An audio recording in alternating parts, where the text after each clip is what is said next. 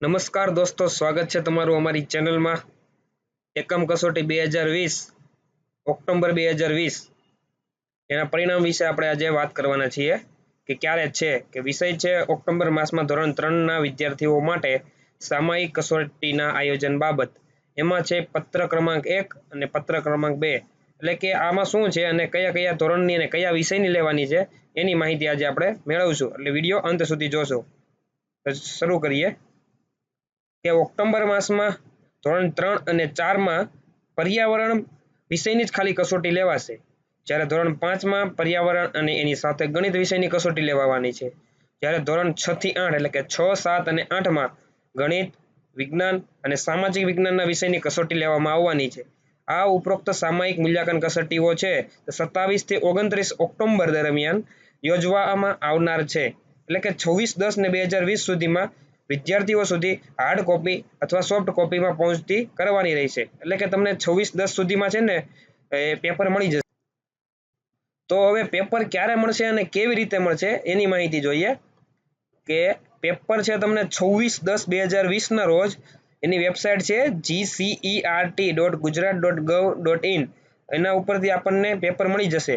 અને એ ઉપરાંત તમારે ગુજરાતી માધ્યમની જે કસોટીના વિષયના પાઠ્યપુસ્તકની અનુક્રમણિકા છે એના QR કોડમાં પણ જોઈ શકાશે। એટલે કે આવી રીતે તમે પેપર ડાઉનલોડ કરી શકો છો, અથવા તો કોઈ તમને મિત્ર WhatsApp કે Facebook માં મોકલી આપે તો પણ બેટર છે।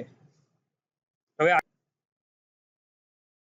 કે વાલી અને વિદ્યાર્થીઓની અનુકૂળતાએ વિદ્યાર્થીની વાલીની દેખરેખ હેઠળ એટલે કે ઘરેથી આપવાની છે, એટલે આની ઉત્તરવહી છે એની કોપી 5, 10 અને 2020 સુધીમાં વાલી મારફત શાળા સુધી પહોંચાડવામાં આવવી જોઈએ।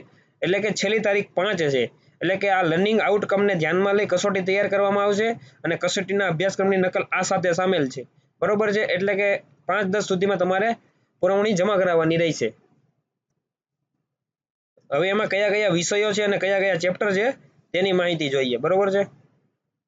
સામયિક મૂલ્યાંકન કસોટી 2020 ઓક્ટોબર એમાં ધોરણ છે 3, 4, 5, 6, 7 ને 8।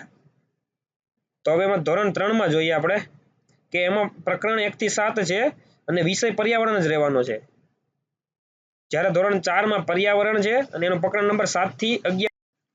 હવે પછી જોઈએ ધોરણ 5 માં વિષય પર્યાવરણ છે અને ગણિત છે, જ્યારે પર્યાવરણમાં 6 થી 9 પ્રકરણ છે અને ગણિતમાં 3 થી 6 પ્રકરણ છે।